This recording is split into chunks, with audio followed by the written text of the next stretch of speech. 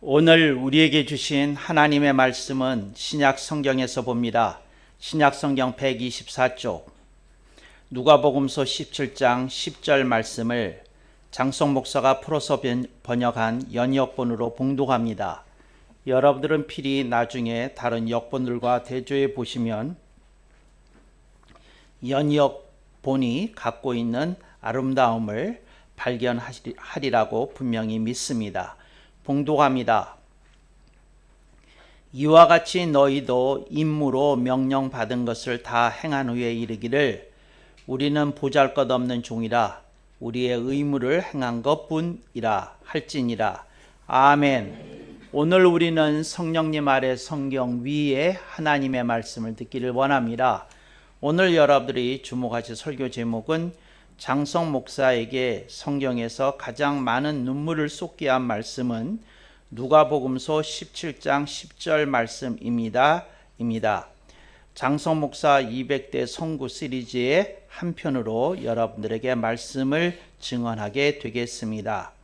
제가 그 한가위 한문화주의를 앞두고 제가 조금 묵상을 하였습니다.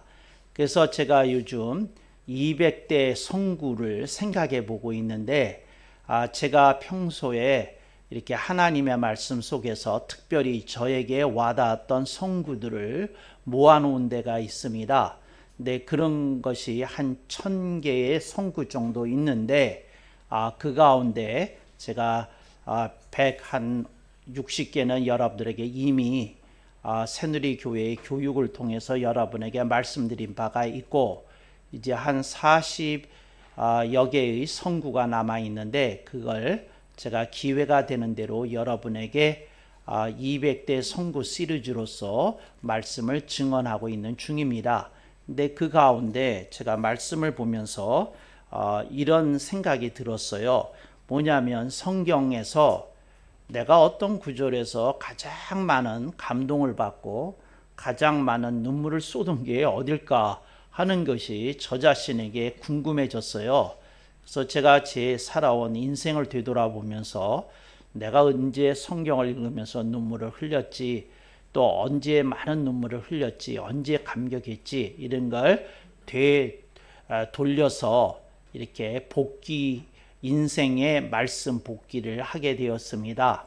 그때 이제 떠올랐던 말씀이 오늘 본문 누가복음서 17장 10절 말씀이라는 것이지요.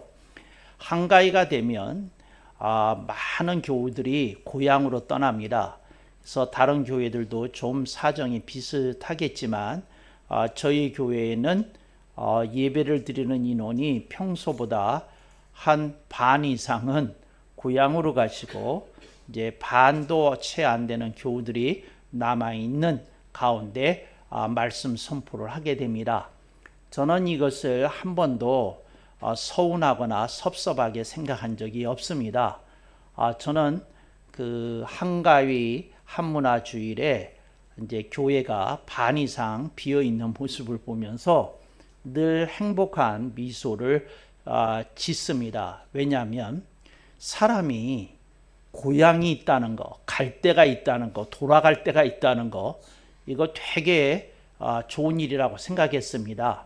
그래서 제가 생각이 되기를 그래도 우리 교우들 중에 반 이상은 고향이 있구나, 돌아갈 데가 있구나, 그리고 가서 찾아뵈야 될 분들이 있구나 하는 생각을 하게 되니까 마음이 흐뭇하고 뿌듯합니다.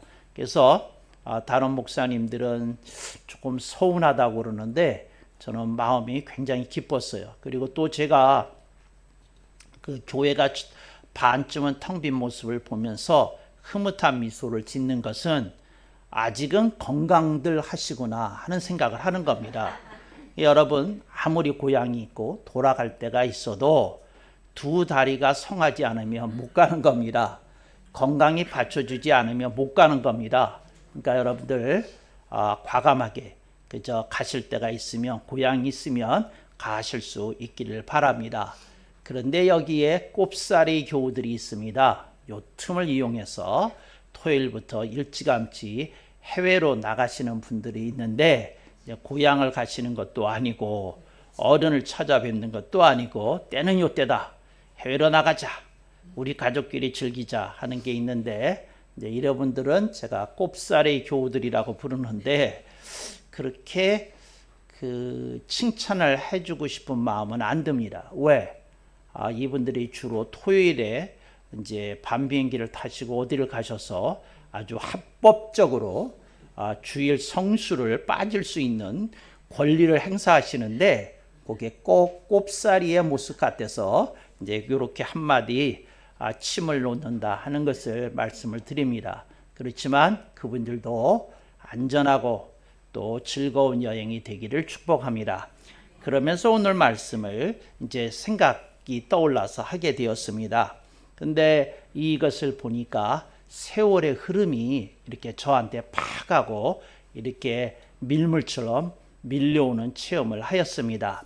여러분이 오래된 앨범을 들여다보다가 어떤 사진 한 장 보게 되면 왜 가슴이 뭉클하거나 또 눈시울이 뜨거워지거나 할 때가 있지 않아요.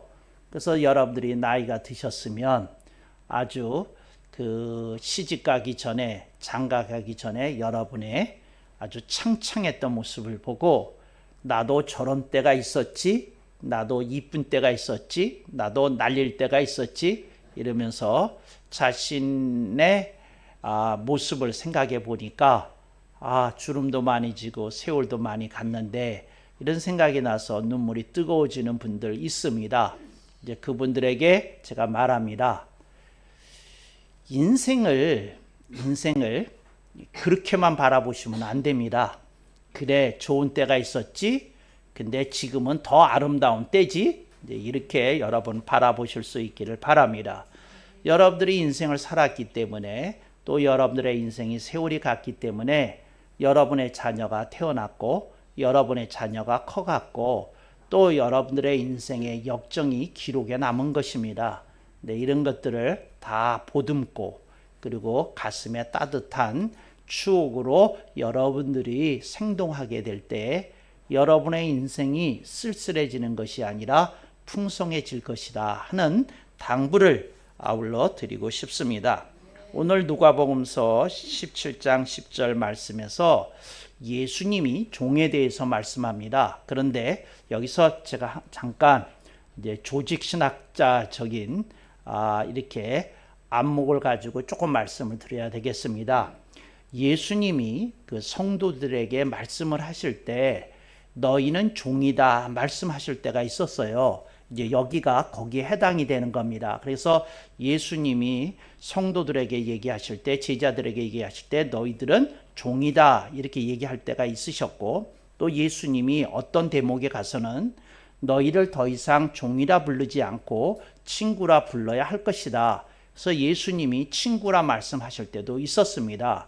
그래서 여러분, 예수님이 종에 대해서 여러 차례 얘기하시고 친구에 대해서 그 프렌드십에 대해서 여러 차례 얘기를 하셨는데, 이제 그걸 우선 종 얘기 듣고 친구 얘기 듣고 그 다음에 종과 친구를 아우러 말씀을 들어야 여러분들이 성경의 그 어떤 요 대목에 대한 전체적인 그림을 그리시게 됩니다. 그런데 오늘 우리는 이제 친구에 대한 건 나중에 이제 듣기로 하고 뒤로 돌리겠습니다. 또 종과 친구를 비교해서 예수님이 무슨 뜻으로 종을 사용하셨고 친구를 언급하셨는지에 대해서는 또 다음 기회로 미루겠습니다. 이건 사실은 우리가 신학자들이 모이는 컨퍼런스 같은 게 있거든요. 근데 2박 3일 혹은 3박 4일 혹은 4박 5일 하게 되는데, 그런 데서 하루는 종에 대해서 하루 종일 배우고, 또 하루는 친구에 대해서 하루 종일 배우고, 셋째 날은 종과 친구에 대해서 하루 종일 배우고, 이제 이렇게 하면 말씀의 부여함을 누리면서 할 수 있을 텐데, 저는 우리 교회가 좀 더 커지고 건강해져서 그런 새누리 컨퍼런스를 하는 날이 오기를 바랍니다. 그래서 우리가 어디 아름다운 장소에 가서 하루씩 이렇게 말씀을 배우고 나눌 수 있으면 좀 더 좋지 않을까 하는 기대를, 또 그런 기획을 갖고 있다 여러분에게 말씀을 드립니다. 근데 예수님이 오늘 종에 대해서 말씀을 하시는데, 예수님이 조금 색다른 얘기를 하셔요. 뭐라고 얘기하느냐면 네가 여러 명의 종을 다스리는 주인이다. 근데 네 종들의 반은 밭에 나가서 일을 하고 반은 들에 나가서 일을 한다. 그래서 밭에 나가서 일하는 종들이 열심히 밭에 있는 작물들을 가꾸다가 돌아왔다. 또 양떼를 치고 염소떼를 치던 너의 목자들이 이제 하루의 일과가 끝나서 양떼 염소떼를 우리 속에다가 가두고 너한테 돌아왔다. 그때에 네가 그들에게 말하기를 가서 씻고 쉬어라 그러겠느냐? 그렇지 않으면 그래 수고했다. 얼른 저녁 끼니를 준비하거라 하겠느냐? 예수님 하시는 말씀이에요. 그래서 하루의 일과 마쳤지만 이제 주인을 위해서 끼니를 장만해야 되는 일도 하거든요. 그러니까 피곤한 몸이 있지만 먼지 좀 턴 다음에 손만 씻은 다음에 음식을 준비하지 않겠느냐 하는 얘기를 합니다. 그래서 얼른 손을 씻고 미리 준비된 재료를 가지고 이제 음식을 만들어서 주인님 식탁으로 오십시오 이렇게 부르지 않겠느냐. 그래서 식사를 한다는 거예요. 식사를 한 다음에 그때 주인이 이제 물 갖고 오라 그러면 물 갖고 오고 좀 그 쌈장을 더 갖고 오라 그러면 쌈장을 더 갖고 오고 국을 더 달라고 그러면 국을 더 달라고 그러면서 수종을 들지 않겠느냐 그런 겁니다. 그래서 이거 한국어를 좀 배워 두셔야 되는데 그게 뭐냐면 음식을 먹을 때에 옆에서 서빙하는 걸 여러분 서빙이라는 단어만 아는데 한국어로는 수종이라고 그럽니다. 그게 수종을 둔다 그런 말입니다. 그래서 주인이 필요한 걸 갖다 주지 않겠느냐. 그래서 수종을 다 넣은 다음에 주인이 말씀하시기를 상을 물려라. 그러면 상을 물리지 않겠느냐. 그러면서 주인이 말씀하시기를 수고했다. 너희들이 얼른 이제 다시 상을 차려서 식사하도록 하거라 하지 않겠느냐 하고 주님이 말씀하십니다. 그러니까 그때 그렇게 하는 게 정당한 일 아니냐. 예수님이 이제 조금 장황할 수도 있는데 이런 설명을 하신 다음에 말씀을 하기를 주인이 어떤 종에게 좀 먼 거리에 있는 어떤 나라를 다녀오게 했다. 그래서 주인이 말을 하기를 너는 북쪽으로 가서 이제 시리아에 있는 어떤 곳에 가서 내가 그 너에게 지정하는 여차여차한 품목의 물건들을 사오라. 그러면 네가 2박 3일인지 4박 5일인지 다녀오지 않겠느냐. 그래서 네가 그것을 다 갖고 왔을 때에 주인이 어떻게 잘 됐느냐. 예, 말씀하신 비단을 다 사왔고 보석도 사왔습니다. 또 마침 비단의 질도 좋고 보석의 질도 좋았습니다. 보고를 하지 않겠느냐. 그러면 주인이 말을 하기를 야 너희들 정말 대단한 일을 했다. 정말 수고가 많았다. 참 노고가 크다. 그렇게 말을 할 때에 너희들이 제대로 된 충성된 종이라면 이런 말을 하지 않겠느냐 하고 말을 한 거예요. 뭐라 그러냐면 본문 봅니다. 이제 제가 지금 여태까지 설명했던 것이 전제된 거예요. 10절 위의 상황입니다. 그러니까 10절 위에 읽지 않아도 이제 들으시게 된 겁니다. 이와 같이 너희도 임무로 명령받은 것을 다 행한 후에 이르기를 주인이 칭찬할 때 이 말 해야 된다는 겁니다. 우리는 보잘것없는 종입니다. 우리의 의무를 행한 것뿐입니다. 할지니라 주님이 이렇게 얘기를 하시는 거예요. 근데 여기에 재밌는 게 있는데 뭐가 재밌느냐면 저는 보잘것없는 종이라고 번역을 했는데 기존의 다른 한글 역본들은 뭐라고 번역했느냐면 무익한 종이다. 또 그 다음에 그 천주교 성경에서는 쓸모없는 종이다. 이렇게 번역을 했어요. 이게 직역입니다. 이제 직역을 하면 쓸모없는 종이다. 그 다음에 그 무익한 종이다. 이랬거든요. 근데 앞뒤 문맥이 안 맞는 거예요. 봐요. 임무를 잘 완성하고 와서 주인이 수고했다, 잘했다 말을 하는데 무익하다. 아니 무익하긴 뭘 무익해. 유익했지. 말이 안 되잖아요. 또 심부름을 잘했다고 칭찬을 듣는데 쓸모없는 종입니다. 쓸모가 여러모로 있었구만. 그러니까 이렇게 번역하면 안 된다는 거죠.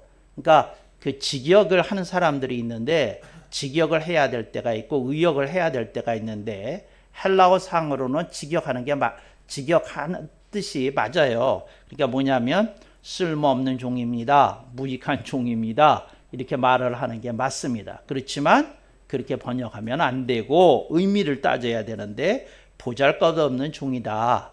이제 이런 겁니다.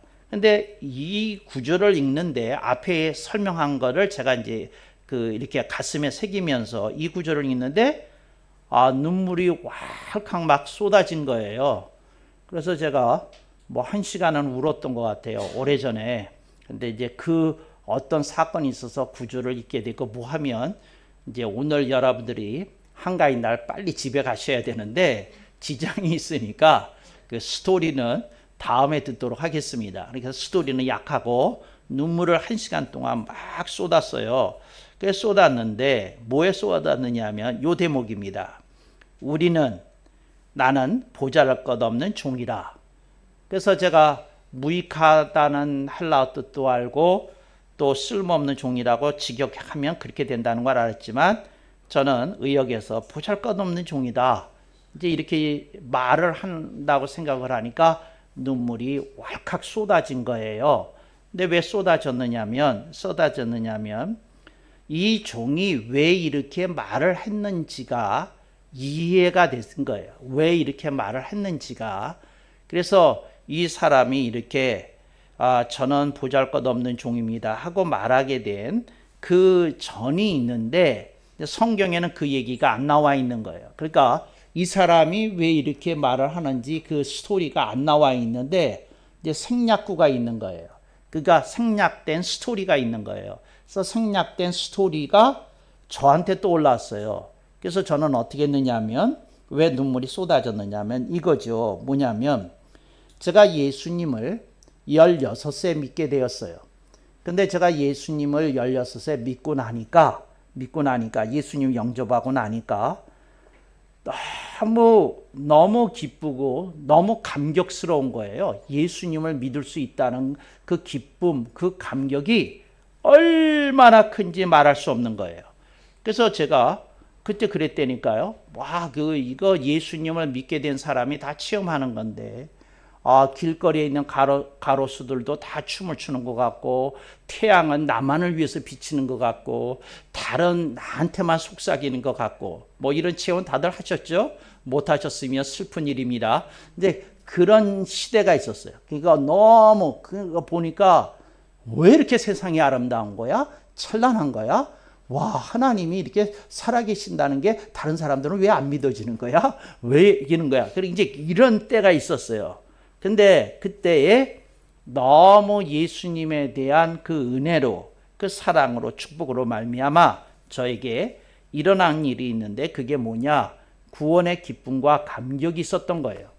나 같은 것을 위해서 예수님께서 하나님이 인간이 되셨다는 말이냐?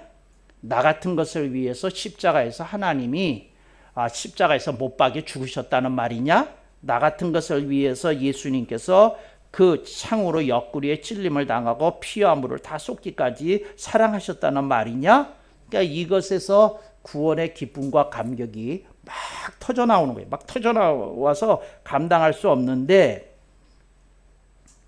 우리가 주님의 칭찬을 언제고 받을 거 아니야? 천국에 가서 얘야 너 인생 한 80여 년 사느라고 수고했다. 주님이 말씀하실 거예요. 그때 우리가 이렇게 보고해야 된다는 거죠. 저는 보잘것없는 종입니다. 그런데 눈물이 쏟구치겠죠. 80여 년의 인생의 역정이 파노라마처럼 쫙 하고 그 비디오가 펼쳐질 겁니다. 그런데 왜 눈물을 쏟으면서 보잘것없는 종이라고 말을 하느냐면 나 같은 것을 위해서 하나님이 인간이 되셨다는 말이냐? 나 같은 것을 위해서 하나님이 이 세상에 오셔서 온갖 순환과 고통을 다 받으셨다는 말이냐? 나 같은 것을 위해서 피를 쏟으셨다는 말이냐? 이제 이게 깨달아지니까 구원의 기쁨과 감격이 살아있는 사람은 주님이 칭찬하려고 그럴 때도 저는 보잘것없는 종입니다. 이렇게 얘기한다는 게 깨달아져 가지고 막 울었던 거예요. 그러니까 구원의 기쁨과 감격이 생동했기 때문에 울었다. 그게 첫 번째 이유고요. 그 다음에 이제 두 번째 이유는 제가 이 구절을 읽으면서 왜 울었느냐면 뭐냐면 제가 예수님을 믿고 그 예수님을 인격적으로 만나는 중생의 체험을 한 다음에 얼마 있다가 제가 제가 그 성령 충만한 체험을 하게 됐어요. 그랬더니 예수님을 인격적으로 만난 것과는 이건 또 다른 차원이더라고요. 그러니까 성령 충만한 체험을 하는데 이건 정말 감당할 수 없는 일이에요. 그러니까 감당할 수 없는 일이라는 건 뭐냐면 성령 충만을 체험한 다음에 제가 뭘 느꼈느냐면 하나님이 불꽃 같은 눈으로 이 우리들의 인생을 보고 계시는구나, 붙들고 계시는구나, 동행하고 계시는구나. 그리고 우리들의 인생을 정말 책임져 주시는 분이구나. 구원만이 아니라 나날의 일상생활에 우리와 동행하시고 우리를 보호하시고 지켜주시고 그러는 그 주님의 존재가 성삼위일체 하나님의 신비가 느껴졌어요. 그래서 성령 충만을 통해서 저는 성삼위일체의 신비를 완전하게 느꼈거든요. 예수님 만날 때는 예수님 인격적으로 만나면서 구원 속으로 들어갔지만 그래서 너무 감격스러운 거예요. 너무 감당할 수 없는 일들이 제 인생에 그때 벌어지기 시작했어요. 성령 충만한 일을 통해서. 그러면서 그때 제가 뭐를 깨달았느냐면 할렐루야, 저는 성령 체험했을 때 10절 다시 보겠습니다. 이와 같이 너희도 임무로 명령받은 것을, 저는 성령 충만을 체험했을 때 미션을 받았어요. 임무를 깨달았어요. 내가 이 세상에 왜 왔고 내가 해야 될 일이 무엇인지를 알았어요. 내가 다른 사람 모르겠고 하여튼 하나님이 내 인생을 향한 계획이 있으시고 그 계획 속에서 하나님은 나한테 무슨 일을 하기를 원하신지가 저는 깨달아졌어요. 그 성령 충만한 체험을 할 때 임무로 그걸 받았어요.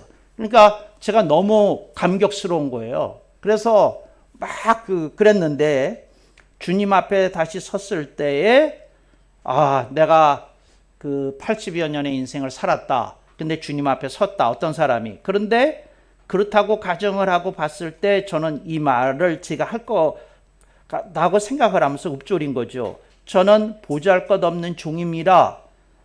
저는 저의 의무를 행한 것뿐입니다. 이제 이렇게 주님 앞에 보고를 드린데 눈물이 쏟아지는 거죠. 왜?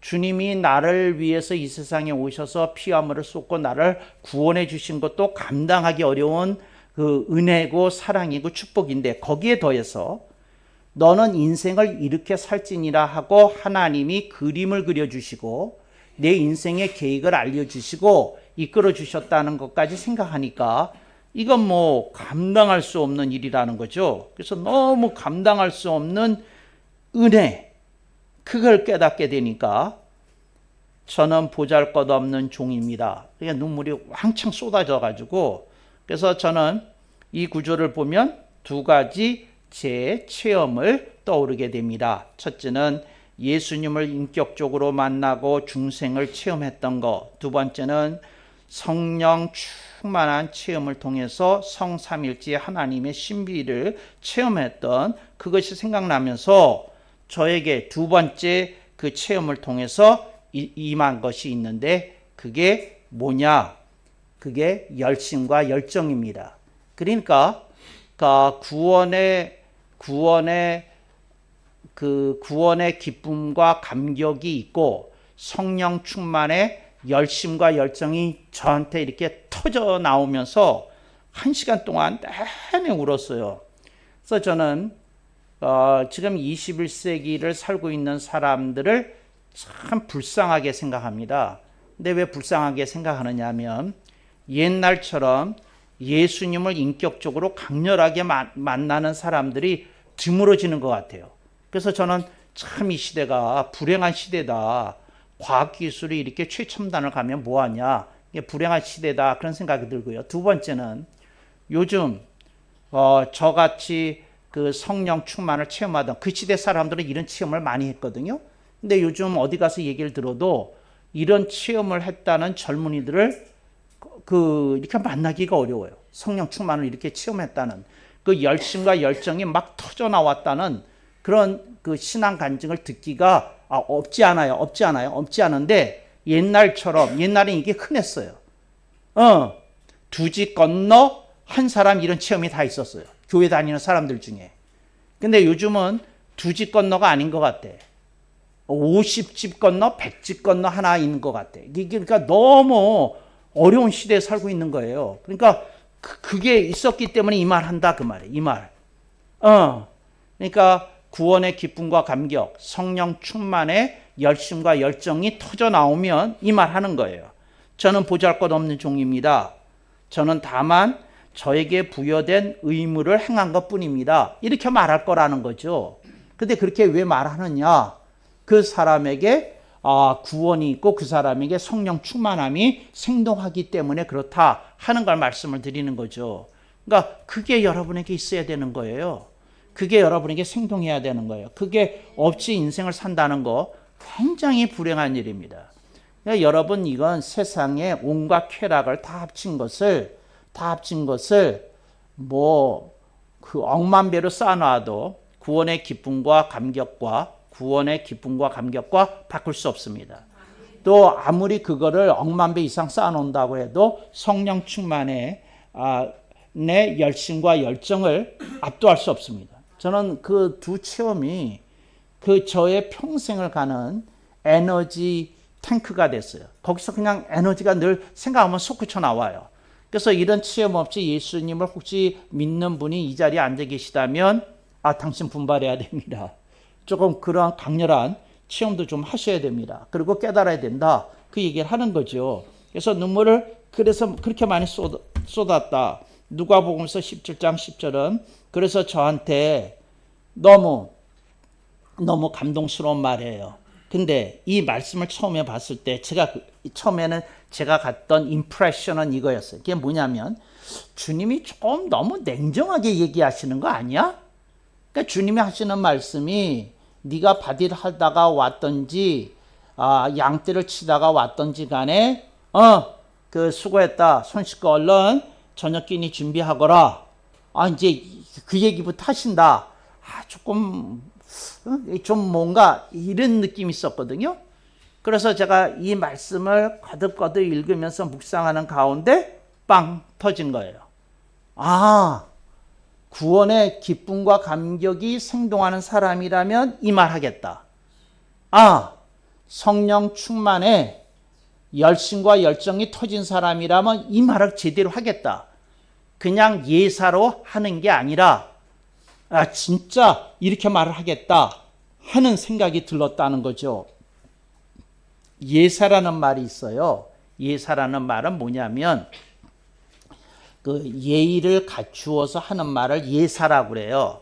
예의할 때 예자, 그 사전할 때 사자를 써서 예사라고 그러는데, 그러니까 예의를 갖춰서 하는 말인데, 이게 예사만이 아니라 그 사람의 진심이 담긴 말이었다는 거죠. 뭐가? 저는 보잘것없는 종입니다. 저는 다만 저에게 부여된 의무를 행한 것뿐입니다. 이렇게 얘기하는 이 사람의 마음속에 구원의 기쁨과 감격이 있고 성령 충만의 열심과 열정이 있어서 이렇게 얘기를 한다는 거죠. 여러분, 그 두 가지가 없으면 당신은 신앙생활을 하다가 다시 되돌이표로 돌아갈 겁니다. 다시 돌아갈 거예요. 그래서 요즘 슬퍼요. 그러니까 뭐냐면 성령 충만의 열심과 열정을 체험하지 못한 사람들이 뭐를 하느냐면 전자악기에 의존한 복음송이나 들으면서 자신의 몸에 감흥이나 일으키려고 한다니까. 제가 어떤 그 찬양을 보면 마음이 불편해요. 그 왜 불편하느냐면 저건 그 사람 몸에서 감흥을 일으키려고 하는 거지 속에서 터져나온 그 어떤 진정한 성음악, 그 교회에서 불려지는 이 음악을 성음악이라고 하는데 성음악이 아니야 그건 감흥음악이지. 그러니까 근데 제가 이해는 되겠어요. 성령 충만을 체험한 일이 없으니까 근접한 유사체라도 뭔가 제시해서 사람을 끌려고 하겠지 하니까 이해는 되는데 슬픈 일이고 불쌍한 상태고 그래요. 또 하나 요즘은 길을 쓰고 제자 훈련을 하거든요. 그런데 제자 훈련의 목표가 잘못되어 있어요. 뭐가 잘못되어 있느냐? 구원의 기쁨과 감격이 없는데 어떻게 제자가 되겠어? 구원의 기쁨과 감격이 있어야지. 그러니까 구원이 확실해야지. 구원이 터져 나와야지. 근데 요즘 뭔가 잘못됐어요. 처치 워커, 교회에서 일하는 사람을 키워내기 위해서 제자 훈련하는 느낌이 있어요. 여러분, 복음은 그런 게 아니에요. 터져 나오는 거예요. 숨길 수가 없는 거예요. 정말이에요. 정말이에요. 저는 그 말을 좋아하거든요. 사랑은 숨길 수가 없는 거다. 왜? 드러나니까. 사랑은 드러나는 거다. 그러잖아요. 예수 사랑도 드러나는 거예요. 숨길 수가 없는 거예요. 나타나는 거예요. 그게 어떻게 훈련으로 되겠어요? 그냥 터져 나와고 막 그래야지 여러분들이 되는 거지. 그러니까 여러분들이 이럴 때 그러거든요. 어떤 분이 생각이 많아요. 생각이 많은 분한테 제가 얘기합니다. 두 가지 에너지 탱크가 작동 안 하기 때문에 그렇습니다. 두 가지 에너지 탱크가 뭡니까? 구원의 기쁨과 감격이고 성령 충만의 열심과 열정입니다. 다른 걸 가지고 자꾸 채우려고 하니까 되지를 않는 거예요. 다른 걸 가지고 자꾸 머리 돌리고 뭐하고 그러니까 되지를 않는 거예요. 그러니까 여러분들 거기에 끌려다니지 마시고 자꾸 그거 이렇게 다 뿌리치시고 복음으로 돌아오십시오. 그리고 예수님께서 하시는 말씀을 들으면서 체험하실 수 있기를 바랍니다. 근데 예수님이 그 얘기를 하시는데 눈물이 터지더라니까. 감격이 솟구치더라니까. 정말 그래요. 정말 여러분 그런 시절이 여러분의 앨범을 보다가 그랬다며 나도 저런 때가 있었네 뭐 그러셨다며 그랬다며 그러면 나는 얘기하는 거예요. 지금은 어떠십니까? 귀하는 지금은 어떠십니까? 귀하는 지금은 어떠십니까? 정말 그런 거예요. 어떤 미용실에서 이렇게 카피 문구를 문 앞에다 써붙였대요. 그대는 어떠십니까? 그리고 그 밑에 그 첫 번째 줄이고 두 번째 줄에 이렇게 썼다는 거예요. 그게 뭐냐면 그대의 본 모습을 찾아드리겠습니다. 말도 이쁘게 해. 본 모습이라고 그러니까 본래 이뻤다는 전제가 있는 거 아니야. 이게 정말 너무 좋은 말이야. 그래서 내가 이런 생각을 했어요. 정말 교회가 미용실보다 더 못한 거 아니야? 그대의 본 모습을 되찾아드리겠습니다. 여러분 새누리교회에 오면 그대의 본 모습이 되찾아지는 거 맞죠? 그래서 참나온 복음. 그래서 여러분 속에 뭐가 있어야 되겠어요? 구원의 기쁨과 감격, 성령 충만의 열심과 열정. 그러지 않으니까 자꾸 무슨 일이 생긴다고요? 짱구가 작동하는 거예요. 자꾸 짱구가 작동하는 거예요.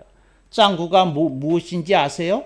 세상의 기준과 표준을 가지고 생각을 하는 겁니다. 유행을 가지고 자꾸 그 유행을 기준과 표준으로 삼아서 자꾸 생각을 하는 겁니다. 근데 그 짱구 돌리지 마세요. 여러분에게 구원의 기쁨과 감격이 생동해야 되고 성령 충만의 열심과 열정이 터져 나와야 되는 겁니다. 그러면 다른 거 다 이렇게 뿌리치고 뭐 할 수 있거든요. 근데 자꾸 머리로 짱구를 돌리시니까 얼마나 머리가 무겁겠어. 타이레놀 한 3알 드세요.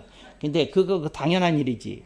막 그렇게 짱구를 돌리다 보니까 없던 주름도 나타나잖아요. 없던 주름도. 그거 자꾸 그런 거 살지 마세요. 정말. 얼마나 고맙고 감사한 일인데 그게 터져 나온다는 게. 그래서 여러분 어떠셔야 된다고요? 그런 게 있어야 되는 거예요. 그래서 오늘 설교의 요약이 뭐냐면 첫째, 구원의 기쁨과 감격. 둘째, 성령 충만의 열심과 열정. 이게 기억이 돼야 된다는 거예요. 이게 기억이 되는 거예요. 이게 뭐라고요? 크리스찬의 에너지 탱크예요. 이게 에너지 탱크야. 크리스찬의. 이거 없으면 크리스찬의 에너지 안 나와. 이게 생동해야 에너지가 나오는 거예요. 다른 데 눈이 돌아가 가지고 저 눈 돌리려면 어려운지 모르겠지만 여기 들어와야 되는 거예요. 어떤 3살 된 애가 그 3살 된 애가 그 요즘 캐대언 그 음악에 빠져가지고 막 노래를 열심히 부르더라고요. 열심히.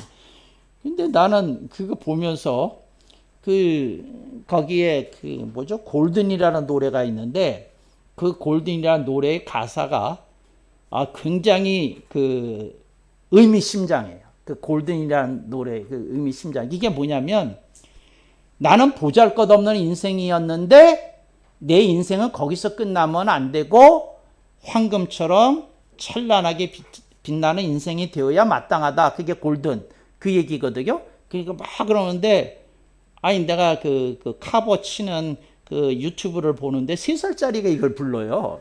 나는 무슨 생각을 하냐면 쟤는 무슨 상처를 그렇게 많이 받았기에 골든이 이렇게 필이 꽂히는 거야. 춤까지 추면서 그런 생각을 했어요.